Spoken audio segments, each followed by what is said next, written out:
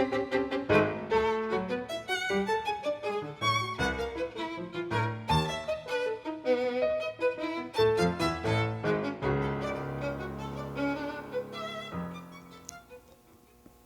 welcome to Public Affairs Public Access on Houston Media Source TV. I'm Gene Preuss with the League of Women Voters of Houston. And I'm very happy to say we are back in the studios here at Houston Media Source TV. And with me, I have two guests, and it's nice to be able to see people live. We've been doing Zoom interviews since March of 20, right? Yeah, that's so a year and a half, yeah. So I have with me in studio Dr. David Branham, who is a professor of political science at the University of Houston downtown. And also with us via Zoom, we have Dr. William V. Flores, who is also a professor of political science at the University of Houston downtown. And so we're live in the studio. I'm live, and this is the first time we've been here, but we do have some interviews with some people who are going to come in a little bit later on in the show, and those are going to be Zoom recorded. Normally, we would have phone call-in opportunities, but as this is the first time we're back in the studio and we're still trying to get used to things after being away for so long, we're not going to do call-ins just yet. We'll probably start that next month. Today, we have some special things that we would like to talk about regarding our lawmakers, our legislature.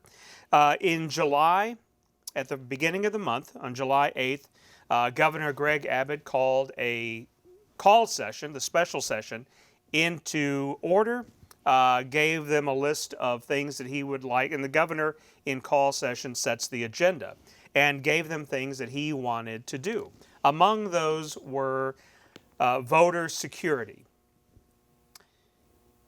This has been in the news a lot lately because of the election that happened late last year, and there were charges of voter impropriety, voter fraud that have reached a crescendo in January when there was a storming of the U.S. Capitol when votes were being counted and tallied and certified. So here we are with the legislature when it came into session in January. One of the big items on its agenda was voter security, making sure that the ballots are accurate. And so tonight we want to talk about that. And right now, what I'm going to do is talk a little bit about the special session. The special session, this was one of the items on the agenda. It came into being, the special session was called on July 8th. July 12th, a number of Democrats in the Texas House left, so there was an absence of quorum, so business couldn't be completed. Tonight, we've got an interview with two of those representatives. We have Representative Christina Morales and Representative Ron Reynolds. And I talked to them last week. Because things are up in the air, we didn't know what was going to happen. We did a Zoom interview with them. And so we're going to play that. And then as soon as we come back, Dr. Flores and Dr. Branham and I are going to talk about that a little bit. So right now we're going to go to the interview with Representatives Morales and Reynolds in Washington, D.C. Representative Reynolds and Representative Morales, thank you very much for being with us on the show tonight for the League of Women Voters of Houston. So let's talk about why did so many Democrats decide that they needed to leave the session, the call session? Every other year when we're sworn in, we take an oath to defend the Constitution, to defend our democracy, along with our Republican colleagues. And I mean, we believe in democracy. We want to make sure that our constituents who have felt so disenfranchised have the opportunity to vote. It really was the best way to represent bringing the fight here to DC. I can tell you that when I saw the first version of the House bill in the regular session, it brought me to tears to see the blatant racism that was in the bill. Our colleague Rafael Anchia I know there was a video that was floating around, questioned the author of the bill about purity at the ballot box. And it was just literally language taken from Jim Crow era and put into the bill in the very first paragraph. This is an attack on Black and Brown communities, and Ron and I both represent majority minority communities. Mine is 75% Latino, so there was no way I could stand this. And I'm so proud of all of my colleagues who. All right, Representative Reynolds, what was it that made you decide to leave? Well, first of all, it's great to be with you and my colleague here today. Let me say it was with a lot of deliberation. We vetted the bill. We fought hard to make amendments to try and make compromise with our Republican colleagues to no avail. And after 23 hours of testimony in the House, where the overwhelming majority of Texans came and testified against this bill, they knew that, when I say they, the Republican leadership knew that there was no voter fraud that we experienced. Our own Texas Secretary of State said so. And so this was nothing more than perpetuating false propaganda, also known as the big lie from former President Donald Trump. And the most harmful thing about this is that my Republican colleagues knew that this was a solution in search of a problem, that it was going to have a disparate impact among Black and Brown communities, as Christina has stated. And that is very troubling when we fought so hard to get our right to vote and in Jim Crow laws that hurt Black and Brown communities, and not being able to do the most fundamental right we have is the right to vote. So we really basically had no choice but to leave, to come to DC to advocate for federal legislation. That's the only way that we can stop these draconian laws at the state. And so we fought to make the right to vote alive and keep it well for millions and millions of Texans. And so that I stand on the shoulders of those who sacrificed, and I couldn't allow it to happen on my watch, to allow us to go backwards and make voting more difficult. So let's be clear. While you've been in Washington, D.C., you haven't been doing nothing, right? There's been news reports that you've met with President Biden, or at least part of his administration. You've been advocating with the leadership in the U.S. House and Senate, talking about the We the People Act. Can you tell us a little bit more about what's been going on and how you're not just, you're not just in hiding? We've been working hard here. I will tell you that I'm so proud of our leadership here.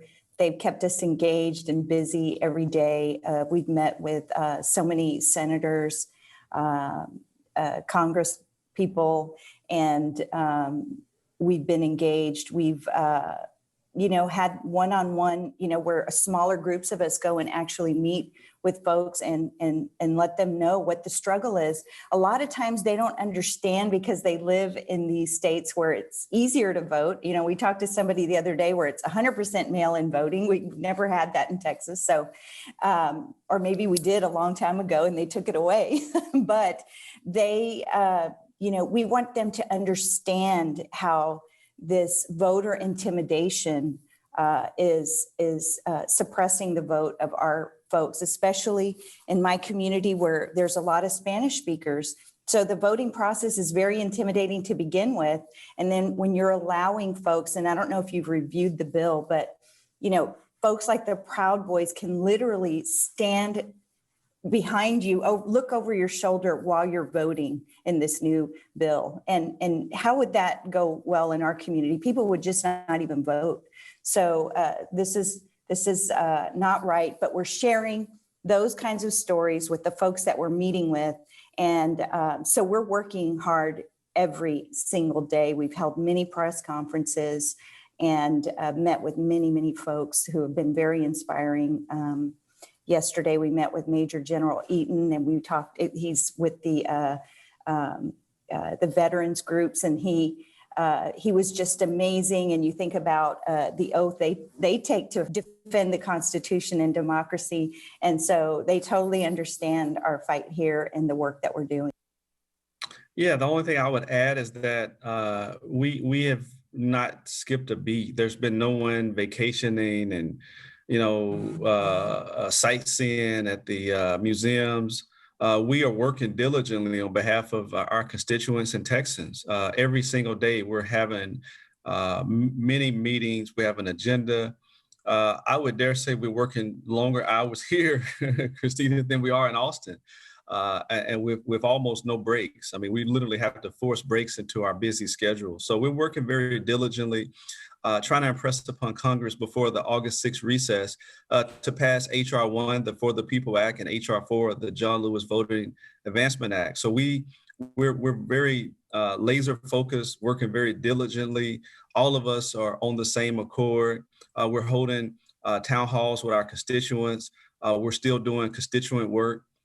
So no one is taking a day off since we've been here, since we left Austin and landed here in the nation's capital. We've been working very hard. The very next day, we met with the Vice President of the United States, Kamala Harris. We've met several of us with Senator Manchin and as Christina said, other senators, other congressmen, major stakeholders, and we've been every day we've been coming one close step closer towards our goal.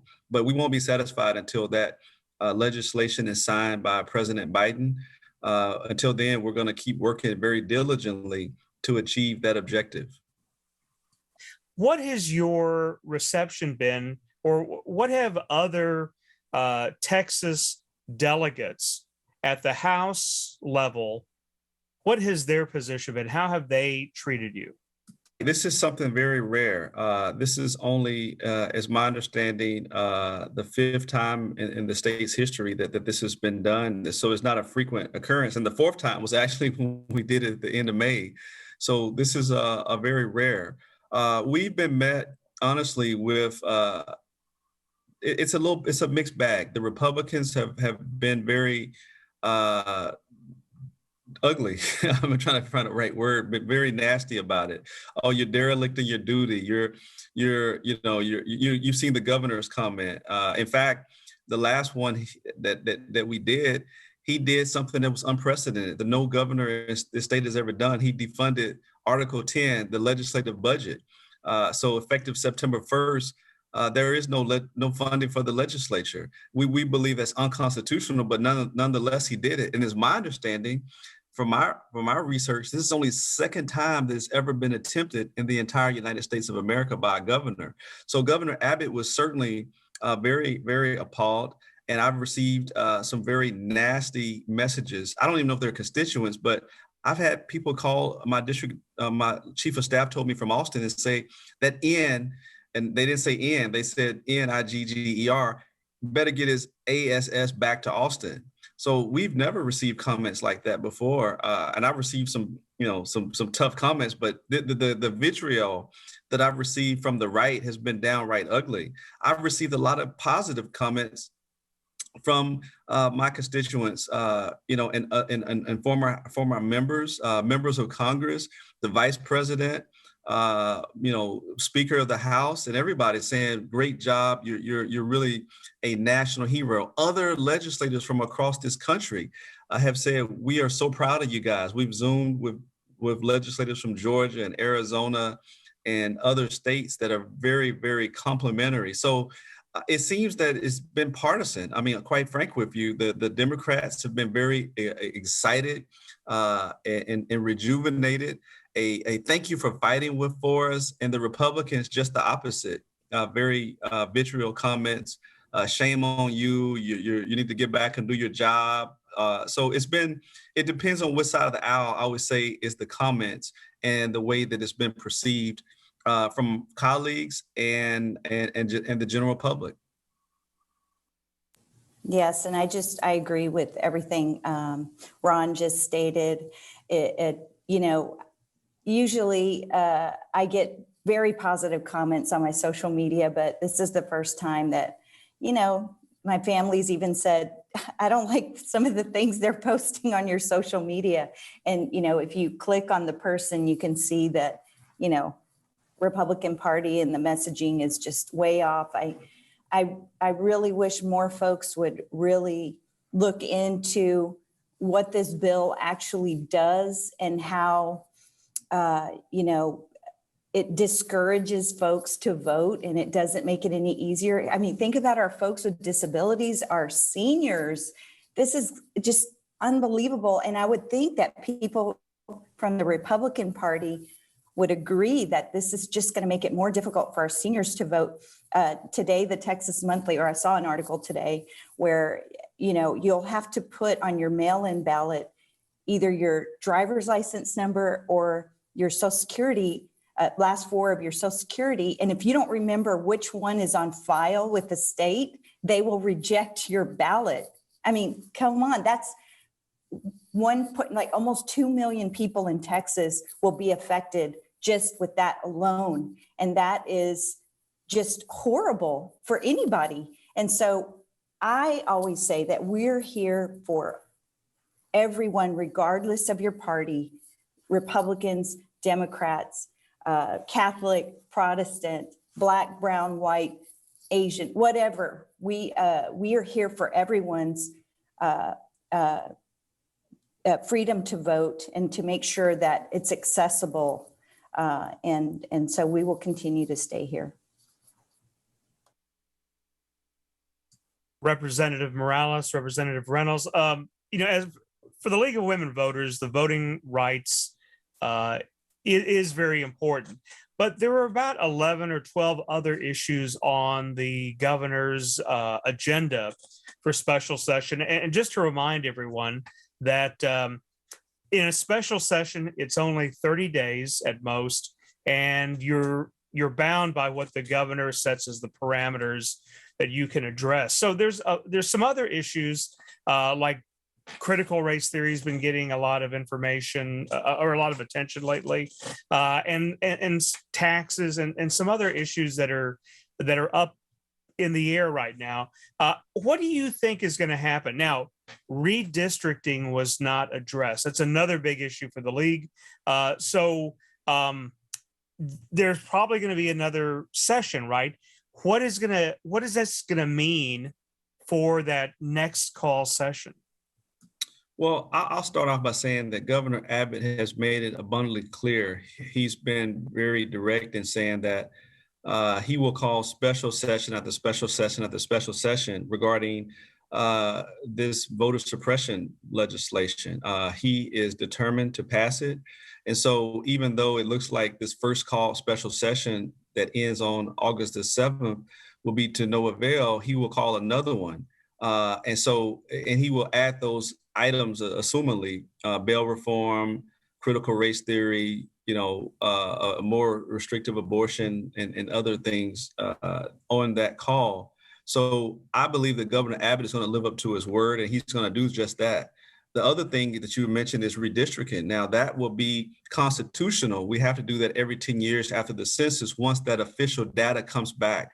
And so we are anticipating that will come back sometime in September, and that there'll be a special call session on redistricting that the legislature has to do for U.S. Congress seats, the two new seats that Texas is going to be getting, in addition to all of the other congressional seats, state rep seats, state Senate seats, and state board of education. So all of that will happen in a special call session. And so I do believe that we're looking at more, at least 2 or possibly more special sessions, because one will be dealing with just with redistricting. And then the other one, I'm assuming Governor Abbott's going to hold up to his word and call us back to deal with this voter. I can't call it voter integrity, because that's just not, I don't truly know. I know that's not what it is. So I would say on voter suppression, he'll call us back on that. And then the other items that he's added. And then it was anticipated that he was going to add additional items on it before we broke quorum. So I anticipate it's going to be a long summer of special sessions. Representative Morales, is there, could this go on indefinitely? Is the governor limited to how many special sessions he can call? He is not limited to how many special sessions he could call. And he has stated that we will continue to be in special session until our elections, we run for office again. But I just want to add something to this because you may recall that I'm a funeral director. And, during this pandemic that we're still in, I was at ground zero watching as this horrible disease affected our community and literally wiped out a generation of our Latino community, also our Black community. And, why aren't we working on those issues? When the freeze happened, it was the first time in my career of 30 plus years of being in the funeral industry to see a person die from hypothermia. I had never seen that. And to know that more than 700 Texans died in the freeze. Why aren't we prioritizing these issues? And I think they're issues important to both Republicans and Democrats. So I'm just blown away by the things that are prioritized in these special sessions. I ran for office, and I know my colleagues ran for office to improve the lives of our constituents. Actually, they hurt our community. So very disappointed, and it's going to be a busy next few months for us for sure. So I want to ask you one last question to both of you, Representative Reynolds and Representative Morales, and you kind of hedged on this a little bit already. Well, let me get two questions. One, what's it going to take to get you guys to come back early and maybe finish out this last week of the session? Because according to the Republicans, according to Lieutenant Governor Patrick, they've got everything done right in the Senate. What would it take to get you guys to come back? Is this going to go on if there's a second call session? And what do you have to say to your constituents? Some of whom, or maybe it's others who are critical or hopeful for you, both sides. Gene, I don't want to be presumptuous and speak for anybody else. So I'm going to say for me, I'm willing to stay out as long as Governor Abbott is determined to pass a bill that leads to voter suppression. I feel very fundamentally strong that is not the direction for the state of Texas, and the fundamental precious right to vote is paramount in this state and this country. And so if the governor wants for me to come back, then the governor needs to, as Christina says, let's look at the priorities. Let's focus on the things that bring us together, fixing the grid, Medicaid expansion, where we lead the nation in the number of uninsured, looking at studying the impact of climate change, looking at so many other pressing issues, the 13th check, that we should have passed during the regular session. So there are some things that we can be doing that are constructive, paid sick leave, and I could go on and on to address the pandemic like Christina talked about. But, if voter suppression is the way that Governor Abbott wants to lead, then I think that is fundamentally wrong. And if Congress has not passed federal legislation, then that is something that I'm keeping on the table. And so I'm looking forward to coming back. I miss my family. I miss my kids. I miss, so many things about being at home. But this is bigger than me. And the sacrifices that were made by others who came before me were far greater. Many risked their lives. So I'm going to continue to fight and take a stand for democracy. And if some people want to say that I'm not doing my job because of that, that's a false narrative. I'm very much committed to doing my job, and that's why I'm here now. And I agree with everything my colleague Ron said. We are here committed to fight for democracy, not only for Texans, but for the nation, because we've brought so much attention to this matter. And this is a small sacrifice. It's big to us right now, but when you think about John Lewis, Dr. Martin Luther King, and others who fought so hard and blood, sweat, and tears. And we're at least, in a comfortable place. We just can't go home. We miss our families. I miss my cat. But I am just as committed as my colleague here. So I'm glad to hear him say that. And we're going to stay here and fight the good fight. And we need the governor to talk to us, because listen, we can talk to our colleagues in the House all day long and we can negotiate something, but then we still have to deal with the Senate and Dan Patrick, who hasn't really worked with us at all. And then we have to deal with the governor. So even if we worked out something with our colleagues in the House, that's not to say that the Senate and the governor wouldn't renege on the deal. So I really don't see any negotiations in sight. And I think that the governor needs to reach out to us if he wants to get some things to improve our communities and make sure they have everything that they need. All the things that were lined out by my colleague, Representative. Well, Representative Morales, Representative Reynolds, I want to thank you for taking time to sit down with me. Thank you so much, Gene. We are here in DC. Thank you, Gene. Thank you, Gene. I appreciate you being a guest, and I look forward to seeing you again soon. Thank you. All right. This special session, the first call session, is about to come to an end. Governor Abbott has already put out a call for the next special session to begin 12 hours later. And many of these same issues are going to be on the agenda. So Drs. Branham, Dr. Flores, we're all university professors here. Right. How is this going to be remembered? How will you be teaching this? How am I going to teach this? I'm going to personally be teaching exactly what's going on in the bill and what's going on with the legislation. I hear so much rhetoric from both sides on this. I mean, it started with all the rhetoric on election fraud, election fraud, election fraud. There was no real evidence of election fraud, at least not enough to where it would actually overturn the election. Now, I can understand that people don't trust what's going on in elections, and that I personally think that there should be a lot of transparency in what goes on. But that rhetoric was very strong. And now the rhetoric on the other side is voter suppression.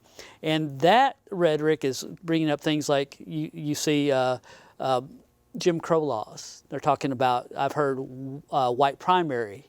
I've heard literacy tests. All things that are nowhere near what's actually being legislated right now. So I want to stop the rhetoric on both sides, and let's talk about exactly what the bill is asking the voters to do. And from that standpoint, I will teach.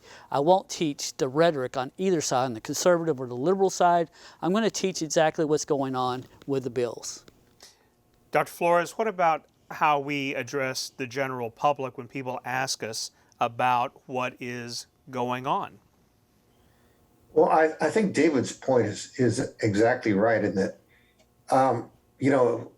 as a faculty member, we have a responsibility to be accurate and to try and be free of the rhetoric as much as possible. But at the same time, I think you look at the context of even what the governor has put out as his focal points, that is the focus of the agenda for this special session that is ending, and for the next special session that will be beginning. And much of it is, as even Governor Abbott said, the most conservative legislative agenda in the history of Texas. Now, that's rhetorical too, but it's clearly issues that resonate with a conservative base. I think one of the things that government has the responsibility to do, whether it's controlled by Democrats or Republicans or, an independent, is to address the issues that really are fundamental to the interests of Texas. You have a tremendous unemployment that we've all suffered because of COVID. The economy is getting better, but we also have a lot of people who are facing evictions. We have people with health care problems. These are issues the state legislature should be taking and should be high priorities for the governor. That isn't the case here in Texas, and there's several other states that's the case. So I think you want to look at not just what's in the bill, but also the context of that frames it.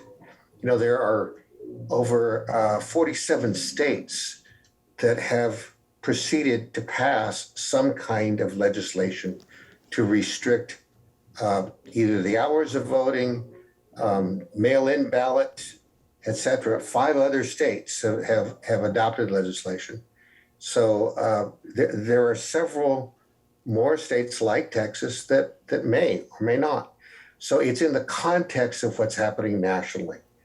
And I think the way we should evaluate the effectiveness of the state legislature, the way we should evaluate the effectiveness of the governor, is how effective is government doing its job in addressing basic issues that affect Texans.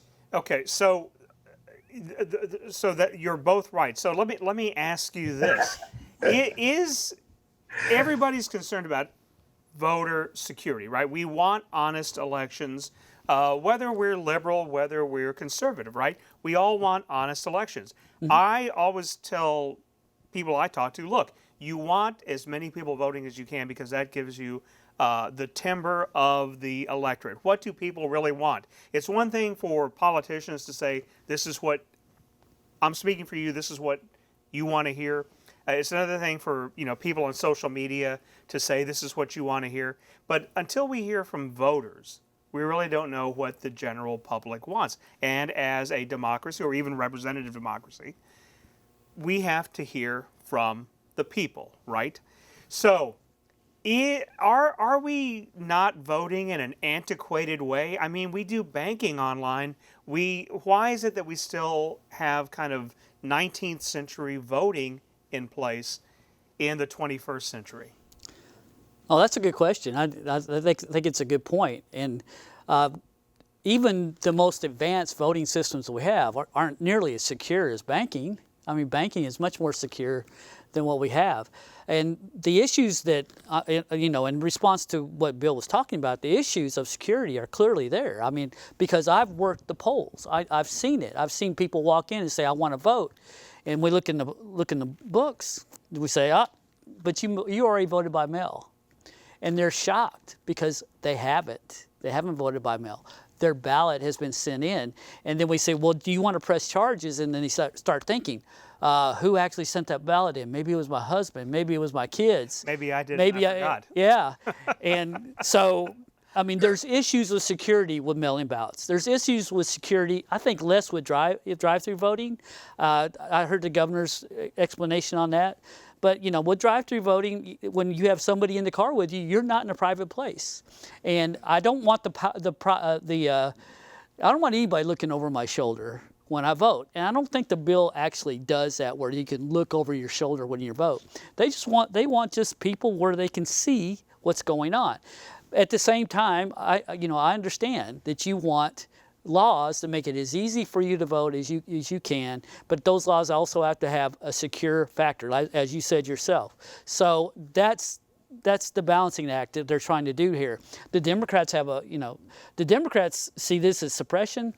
The Republicans see this as security, and somehow we have to find a common road and go forward, allowing everybody to vote, which this bill actually does. It doesn't stop people from voting. People will be able to vote. You may have to get out of your car and walk into the polling place. You may have people watching the polling place. That may make you feel uncomfortable, but it's not saying that you can't vote. You can vote. So, Bill Flores, let me ask you a question. One of the big issues was about 24-hour early voting, right? That was one of the big issues. Should we allow people to vote 24 hours? On election day, there's a time, right? There's a specified time. But in the code for early voting, there isn't. And so Harris County took advantage of that and opened, we had some 24 hours. Is that unreasonable? Is that unsecure? Well, the state has the right to decide that, and that's one of the things that the bill has done. You know, I think that it was fully appropriate for Harris County to do that.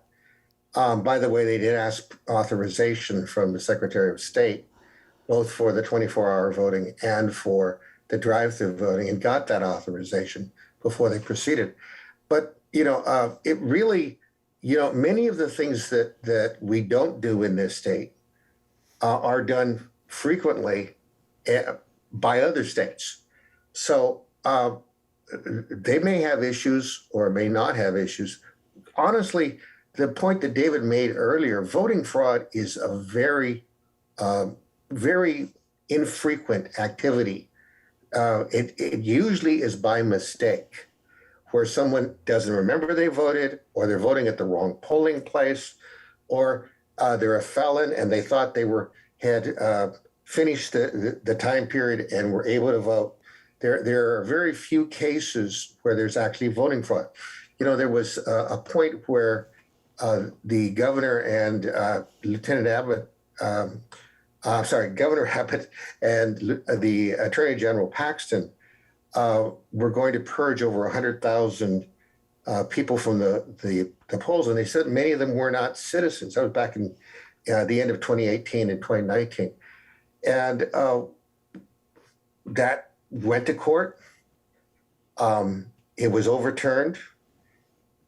They then did an investigation and found that most of those people were, yes, they were immigrants, but they had either passed the test for becoming a citizen, had applied and were going through the process, or were already naturalized. So, you know, it's things like that that get very frustrating, because then you hear these are the reasons for the bill to be put on the agenda. So now, I'm sorry. Let me interrupt you real quick. To go to the other side of the chambers, we also talked both politically and physically, right? We've also asked Senator Paul Bettancourt to weigh in from the Senate side on what this has happened during the special session. So let's go to the interview that I did last week with Senator Bettancourt. Senator Bettancourt, thank you very much for being on the show with us this evening and for taking time out. I wanted to ask you what has been going on the Senate side of this aborted special session.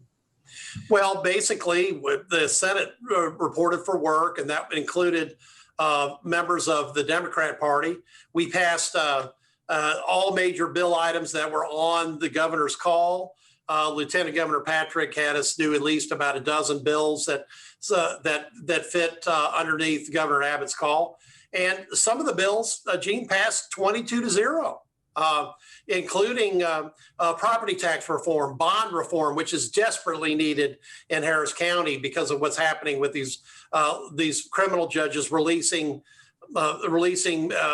people, offenders that shouldn't be released into the public. So we had some bipartisan bills that voted out unanimously, and then we did have the voter integrity bill that voted out on party lines. But basically, Senate did what we're supposed to: show up and go to work. That's what you're supposed to do in a special session. So I've talked to some of the House Democrats who are in D.C. right now, and it seems that their major concern, and I guess this is no surprise, it's been in the news, has been on the voter integrity bill you mentioned. Now, Senator, I know that when you were in Harris County as the tax assessor collector, and maybe even before that, voter integrity has long been an issue that you have been talking about. But sure, very recently, especially in the last election, is when it kind of blew up national. So let's look at this from your perspective. Why is voter integrity? Why do we need more laws on voter integrity? Well, first off, as you mentioned, this has been something that I've talked about for over 20 years, because having a voter roll with integrity is paramount to having an election that people can trust the results of. 15 years ago, I testified in federal Congress as a voter registrar on the need for a citizenship list. One of the things that people argue about is there's non-citizens voting. Well, we have the records, and what's in SB1 will actually allow for a check on citizenship, which I think is very important, because I think voting is a right of citizenship. And it would also, it's a way to just end an argument, because if you have a positive lock, then the argument disappears. So it's important that when you look at how close elections can be, because you've seen, and the League of Women Voters knows, that we've had state rep races decided by less than 10 votes. So every vote really matters. And then what happens if you allow voter integrity to fall apart, then you're really cheapening the votes of people that are in the election process themselves. And to play devil's advocate, Senator, and I know you, and this is why I'm glad you're here to talk about this, because this has been something you've been talking about for a long time. But in recent years, we haven't really seen that many problems. I mean, there have been accusations of voter fraud. Have things gotten better? I mean, this has been something people have been working on for a while. So have things gotten better? And explain why this isn't just a reaction to the latest election, as some people have argued. Well, because it's not, and I'll use an example of a bill that actually passed in the session. I tried to get a bill that would stop voter registration at private P.O. boxes, because people don't live in a 2-inch by 3-inch P.O. box. It's an impossible address. So once you let people start registering in impossible addresses, they can register anywhere, and they're not in the legislative district they're supposed to be in. Now, there has been politics in the House in Texas where voter bills didn't pass for about 2 or 3 sessions. With this new speaker, that's not the case. So that bill actually passed. Why is it important? Well, in the presidential election, there were 8,000 people registered in Harris County at private P.O. boxes. Even with all the election cleanup afterwards, in 2020, there were 4,800 people that were known to be registered at these private P.O. boxes. So that's why Senate Bill 1111 passed, so we could clean that problem up. And when you talk about issues, yes, the Attorney General has had wide discussions of indictments in Gray County and Bexar County, I think down in the Valley, of what were clearly voter fraud cases that relate to voter harvesting. But we also had a problem with drive-through voting in Harris County, because we had Harris County go out over their skis and do something that the code didn't allow or they weren't ready for. So we've got an active complaint, Secretary of State, that's got up to 1,884 more votes than names on our daily roster. That means we have more votes than we know who voted. Now, I can't tell you there's fraud in there, but I can tell you that's not a good thing. And that's something that this bill attempts to correct as well. Because when you get bad operational practices, eventually fraud's going to creep in. And between just those two examples, it's in the thousands in Harris County, because just between those two examples, that's about 6,400 votes that shouldn't have occurred where they were, or that we don't even know who voted. So besides the voter integrity bill, I mean, obviously with the House not in session right now because of the lack of quorum, that bill, House Bill 1, doesn't go forward. So what do you think the future is? I mean, we were talking about maybe, the governor's already talked about a second special session. We're at the beginning of August right now. When do you foresee that happening? And are we going to have to take up those same 12 or 15 issues that the governor put on the agenda in the second session? Well, it's all up to the governor, because he has said he's going to call special session after special session until the voting bill passes. Now, it's actually SB1, because that's the bill that came out of the Senate. There's no passed version of HB1 because they haven't even been able to get a quorum. So, recognizing the obvious, the Senate will probably go back and pass these bills again if the governor puts them all back on the call. But I believe that there's no question that we're going to have bills about voter integrity. And I think we're going to have one on bond reform because that's just desperately needed. Now, part of the problem about the delay has been that by walking out for these first 30 days, we're going to miss the opportunity to put constitutional amendments on the ballot. So we need one for over 65 property tax relief. We need one for bond reform because you have to break the cycle that violent criminals should be able to get like a personal reconnaissance bond. They shouldn't, okay, because that's what's causing so much of the literally murder mayhem that's coming out of the Harris County criminal courts. But without the Democrats there to vote now, it will be too late by the time if they do come back and let's say the second special session, because we won't be able to get it on the ballot for the voters to approve in November.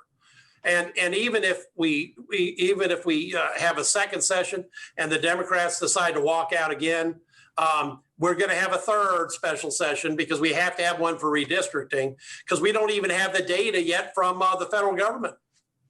And that could be as late as September before we get that, right? Right, as late as it's ever been. It could be as late as September the 30th. And that's really problematic to getting primaries launched by March. In fact, the later it comes in, the more likely the primaries move to May or even later. So one other question based upon something that you mentioned earlier, all the media attention right now has been on either the critical race studies, HB 3979, or on the voter bill. Are there other pieces of legislation that we are not hearing about that are important? I think you talked about bond reform, and that's actually something that does have some bipartisan support, right? Well, in fact, I'll talk about three bills, okay? We'll do bond reform. That's a bill by our local Senator Huffman. I'm her co-sponsor on it because this is something we desperately need. It passed unanimously out of the Senate. Senator Whitmire supported it. And basically, it pulls back from the concept of giving out violent criminals, personal reconnaissance bonds or low dollar bonds like popcorn, because we've had people that have had 10 outstanding bonds and then they go from aggravated assault or robbery to a murder. We've even had people out on 2 capital murder bonds, which is preposterously bad public policy.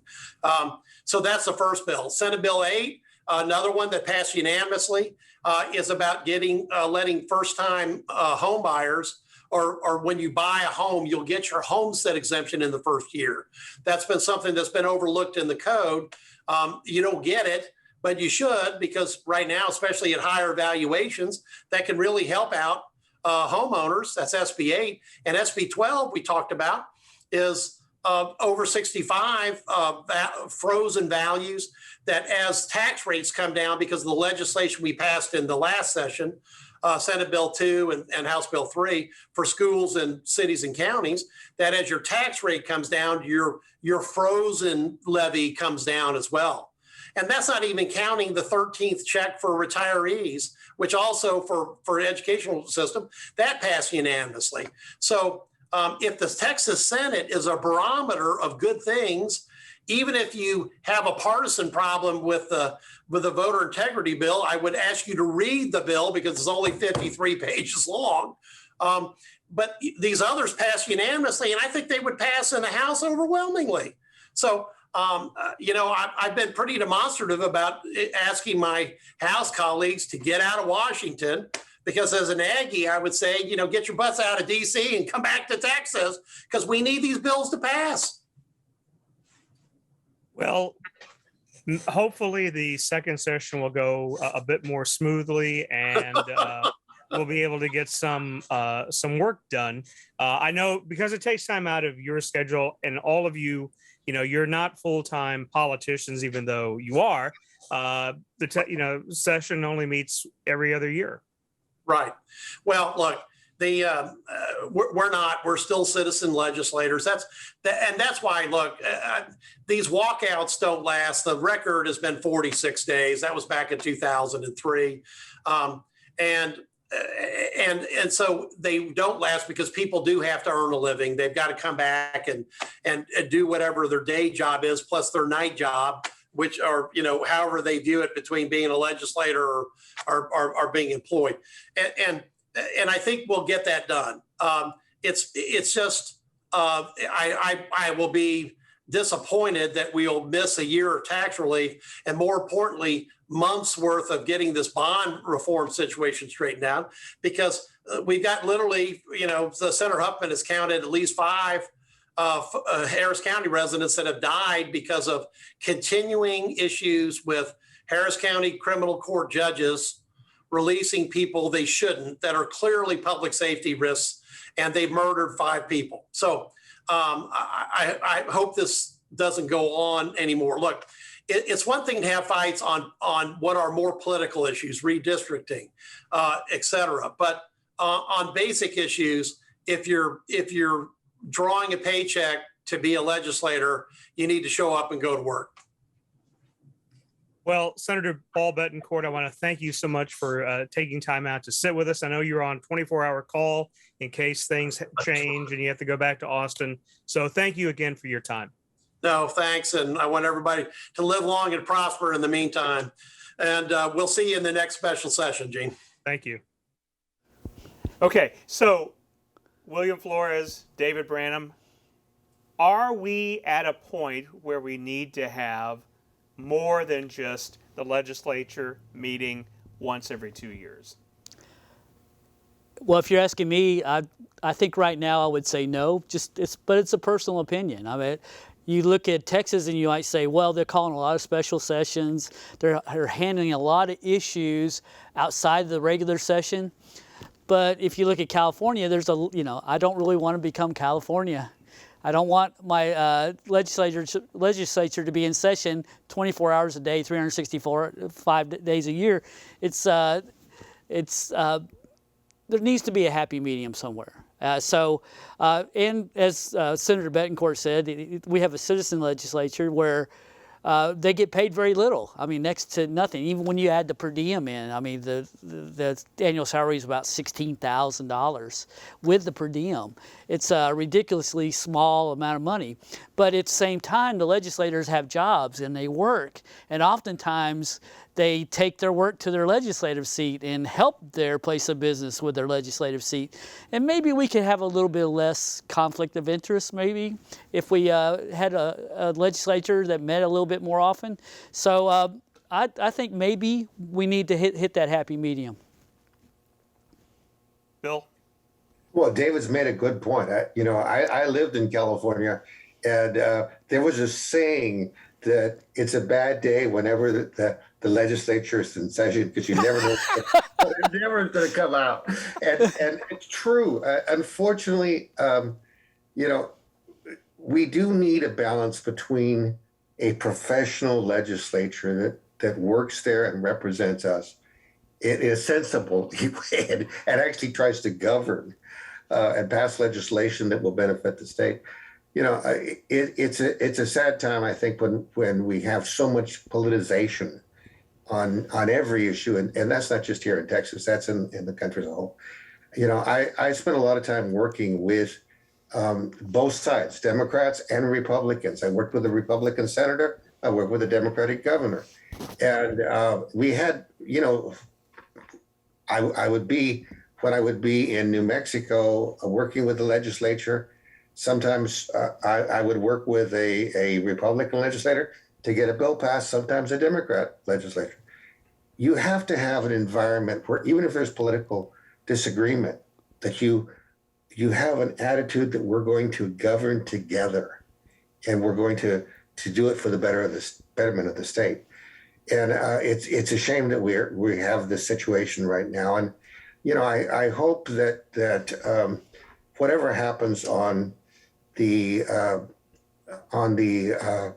SB1 and whatever it's called in the next iteration, that there will be coming together and an effort to pass legislation that is beneficial to the state.